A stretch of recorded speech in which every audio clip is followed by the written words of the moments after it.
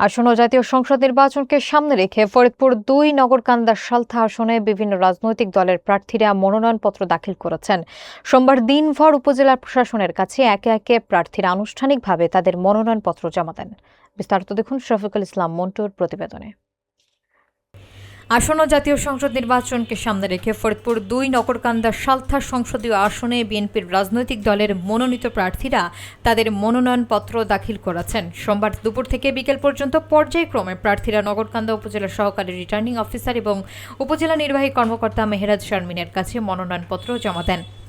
দুপুরে বাংলাদেশ জাতীয়তাবাদী দল বিএনপির মনোনীত প্রার্থী এবং দলের সাংগঠনিক সম্পাদক শামা ওবায়দ ইসলাম রিঙ্কু তার মনোনয়নপত্র দাখিল করেন। এরপর দুপুর ২টায় ইসলামী ১০ দলীয় জোটের মনোনীত প্রার্থী মাওলানা শাহ মোহাম্মদ আকরাম আলী মনোনয়নপত্র জমা দেন।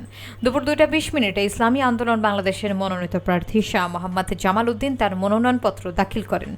পরবর্তীতে বিকেল ৩টায় ইনসানিয়া বিপ্লব বাংলাদেশের মনোনীত প্রার্থী আকরামুজ্জামান আপেল প্রতীক নিয়ে মনোনয়নপত্র জমা দেন। মনোনয়ন দাখিলকে কেন্দ্র করে উপজেলা পরিষদ চত্বরে বিভিন্ন দলের নেতাকর্মী এবং সমর্থকদের উপস্থিতি দেখা গেলেও কোথাও কোনো অপ্রীতিকর ঘটনার খবর পাওয়া যায়নি। উপজেলা প্রশাসন সূত্রে জানা যায়, সার্বিকভাবে শান্তিপূর্ণ পরিবেশে মনোনয়নপত্র গ্রহণ কার্যক্রম সম্পন্ন হয়েছে। রাজনৈতিক বিশ্লেষকরা মনে করছেন, একাধিক দলের প্রার্থীর মনোনয়ন দাখিলের মধ্য দিয়ে ফরিদপুর ২ আসনের আসন্ন নির্বাচনকে ঘিরে রাজনৈতিক তৎপরতা আরও জোরালো হয়ে উঠেছে।